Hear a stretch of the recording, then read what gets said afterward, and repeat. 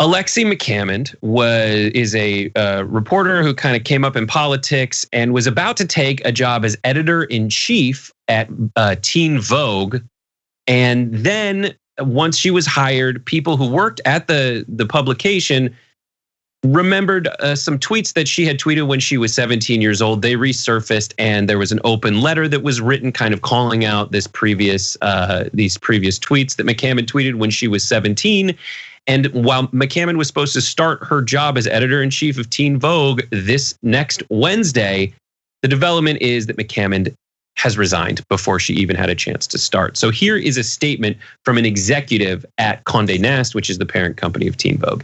After speaking with Alexi this morning, we agreed that it was best to part ways so as not to overshadow the important work happening at Teen Vogue. Stan Duncan, the chief people officer, sure that's a term, at Condé Nast said in the email, which was obtained by the New York Times. In a statement included in the email, Ms. McCammond, according to the New York Times, said her past tweets have overshadowed the work I've done to highlight the people and issues that I care about. I wish the talented team at Teen Vogue the absolute best moving forward. And just to kind of remind you what's going on, it says resurfaced tweets included comments on the appearance of Asian features, derogatory stereotypes about Asians, and slurs for gay people. So there's a couple more factors that might have contributed to this decision from McCammond, who wasn't fired, but it says she resigned. But first, face value, Cenk, what do you think? Yeah, I don't like it at all. So there's a giant conversation about cancel culture, and 90% of it is nonsense. But there is a 10% that's real, and I think this is in that 10%. Let me just quickly explain the 90% that's nonsense. Oh, you just want to cancel a cop for being racist, man? No, that's firing someone because they maybe shot someone who's unarmed based on their race. That's called accountability. That's not cancel culture. Okay. You called me racist, man. You shouldn't be allowed to say that. No, that's just more speech. So that's not cancel culture. But this person, let's keep it real, is getting removed from her job. They put a nice face to it by saying she resigned, and I guarantee you there was some money exchanged so that everybody's cool and doesn't attack each other right afterwards, right? So that's the reality of the business world, especially in media. But she is basically removed from her job for things she said when she was a teenager. Now, are the things bad? Yes, we read them to you on a previous show, and they were anti-Asian, anti-gay. We're 1,000,000,000% against that. Obviously, she was 17 in some of the comments and 18 in the others. So, look, did Teen Vogue hire her because she was hot in the news? Like she had gotten this the relationship with the Biden staffer, and there was a big hubbub over that, and her name got big, and she's 27 years old, and so they decided they were going to do this hire. Now you got issues inside Teen Vogue because you don't think she has enough experience. Have the courage to talk about that, okay?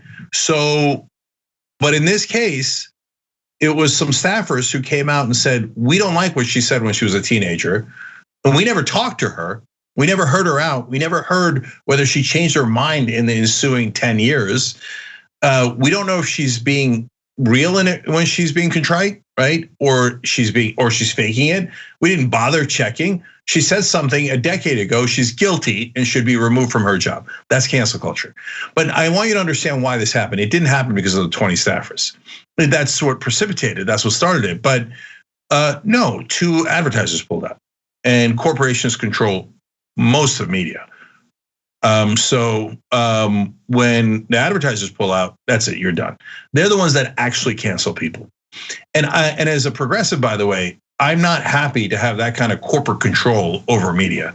And that's exactly what happens with mainstream media. As soon as any advertiser says, you better not, right or wrong, that person is gone. And so understand that this has a lot of nuance. Yeah, for sure. There's a couple things that go into it. It was Burt's Bees and Ulta Beauty, which are huge. Those are 2 cosmetics companies essentially that are huge for Teen Vogue. But there was another aspect of it that, and also with the anti-Asian tweets, the nature of that, some of the analysis coming out is that in a time of heightened anti-Asian rhetoric and it resulting in actual violence against Asian Americans and Asian people in America. Yes, those are all the factors that are going into that too. And as Wozni pointed out, when we first reported on this story, like she was 17, and it wasn't just that she was 17. It was 10 years ago when this was the essential equivalent of like DMing someone. Like there hadn't been stories 10 years ago of maybe, and I think it was 2008, 2009, something like that. I don't know, but like there hadn't really been those stories about the person who took the flight, who was a PR rep and said something that was terrible against people in Africa, and by the time she landed, she lost her job. Like that hadn't really permeated the zeitgeist where you thought to yourself, what I do on Twitter, I'm going to be held responsible for. Not to mention when you're 17, like that's going to be a mitigating circumstance for me, the age. And 100%. And then another mitigating circumstance is Condé Nast was encountering was the fact that the editor-in-chief of Bon Appetit recently, I don't know if it was the editor-in-chief, but a high-ranking person at Bon Appetit came under fire and had to go because there was a photo that surfaced of him essentially dressing as though he was Puerto Rican in a very like the brown face kind of way. And he lost his job as a result of that. And it wasn't just that photo, it was a pattern reportedly of poor treatment to people of color in the business. So that's also something that's circling, but cross-reference that to the fact that Anna Wintour herself vetted the Alexi McCammond and the level of confidence they had that coming off her reporting in other areas, she was qualified to do this. She was a young, strong voice that they were hiring to continue this turn for Teen Vogue, becoming kind of a more political voice than just quizzes about like whether you're sexually compatible with someone in your class. Yeah. So look, if all these situations are different, if you treat them the same, that's anti-intellectual, right?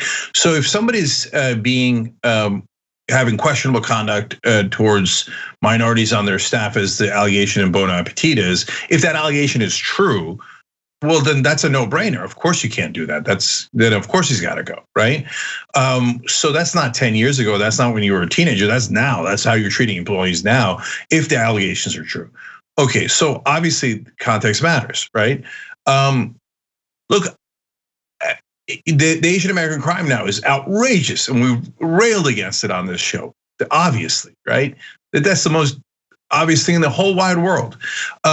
And her comments were bad. And in 2009, you should have known better than to be anti-Asian or anti-gay. It's not like it was like, 1959, we didn't know you were, that half of us were gay. We didn't know you weren't supposed to be anti-gay, right? Look, that's not a great excuse in 1959 either, but it's definitely not a good excuse in 2009. So we all understand that. But she was 17. My point with that is, can we have any redemption? Can we have anyone ever changing their minds? Or if you ever say anything bad in your life, are you permanently canceled with no possibility of revocation? And you know me, and we've gone through this on many topics. No, that's not what I believe. And I don't think that's a progressive position at all. To say no, I don't even want to hear you. I don't want to hear if you changed. I don't want to hear your opinion. You said it when you were 17, I'm done with you. I can't stand that. That is cancel culture. I think it's terrible. And in terms of the advertising, I mean, look, corporations now have chief people officer. We have found people, okay? And we will now make officers of them. All right, anyway, the reason I bring you that is, I tell you that is because corporations, the advertisers, are the ones that sanitize all the media. Now you could say, well, I like this sanitized version because they're sanitizing out, if you believe this and you think she hasn't changed her mind, a racist or somebody homophobic. But they also sanitize out all anti-corporate messages. They sanitize in all the status quo is great. Status quo is great. Keep buying. Don't change anything. Don't change the system. So if you're okay with corporate sponsors deciding what is allowed to be talked about on air and who can and cannot participate in that conversation, I think you should be careful with that decision, because I think that's a bad decision that's going to wind up hurting good, honest people, and especially progressives, way more than you realize. So I'm asking for a conversation and for people to be fair. I don't know if it's too much of an ask, but that's where we are now, where generally speaking, both sides just yell at each other and never actually want to talk it through. And it's so difficult to tell the difference. Like, I mean, when all the Me Too stuff was going on, I was on Pop Trigger and I just kept talking about ethics math, and it's helpful.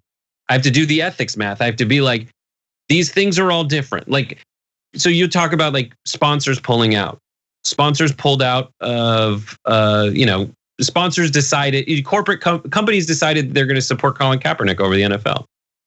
They decided to pull out of Condé Nast and supporting Teen Vogue.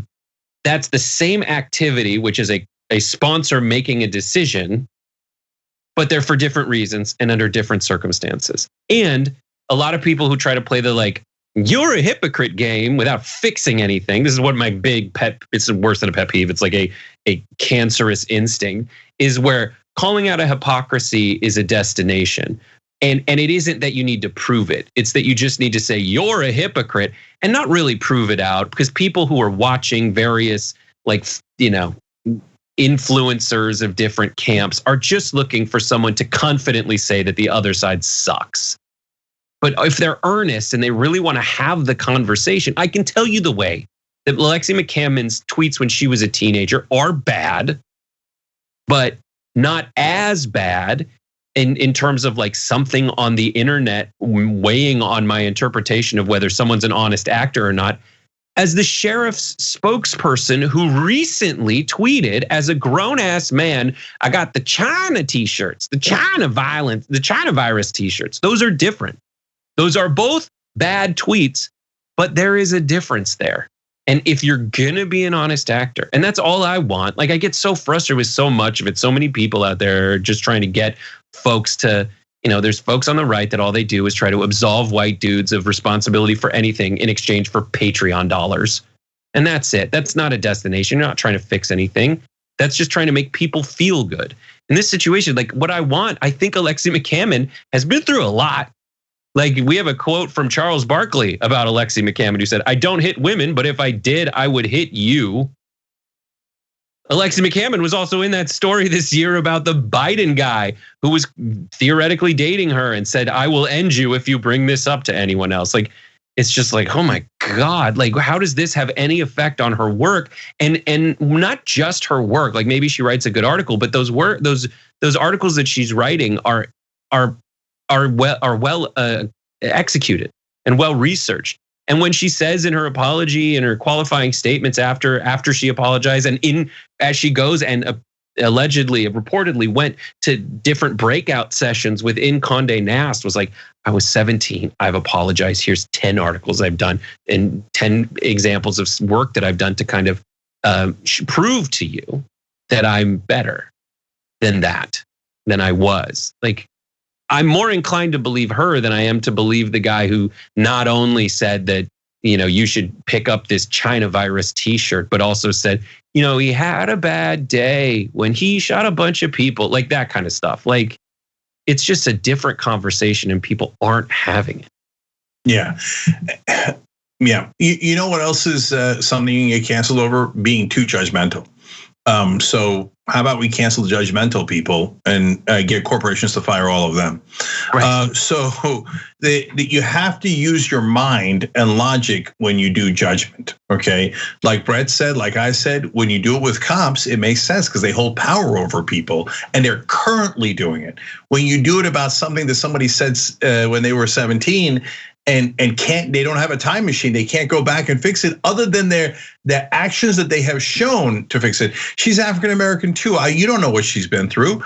You know how you find out? You talk to her. You don't preemptively fire her. So yeah, there's no question this is cancel culture. And I'll tell you one other thing.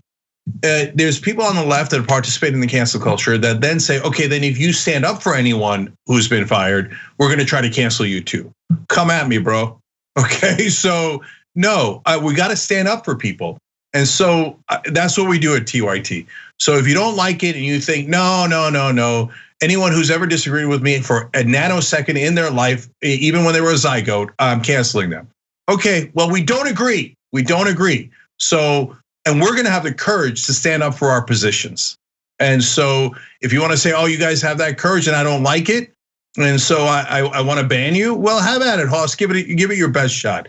Go find our tens and tens of thousands of paying subscribers and get them to all change their mind. Whatever the hell you wanna do, okay? But we're gonna state the truth, okay? We're gonna fight back against the monsters on the right, and at the same time, we are going to be fair and we're going to look for justice. So if you like it, great, then you come join us. If you don't like it and you want injustice, whether you're on the right or the left, that's your goddamn problem.